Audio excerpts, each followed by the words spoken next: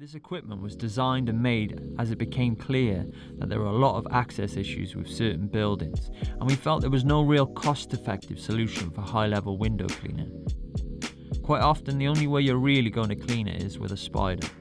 And if you've ever rented a spider, you'll know just how expensive and time-consuming using it can be.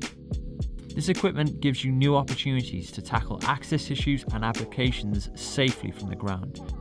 Basically, suction travels up the tube and pulls the water through, leaving no residue. It's really forgiving. It can be connected to any of the mainstream wet and dry vacs using the modular pole system.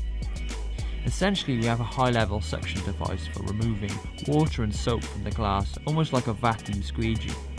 We really thought about the best practice. The quickest and most efficient workflow we found was to have two operators working in tandem.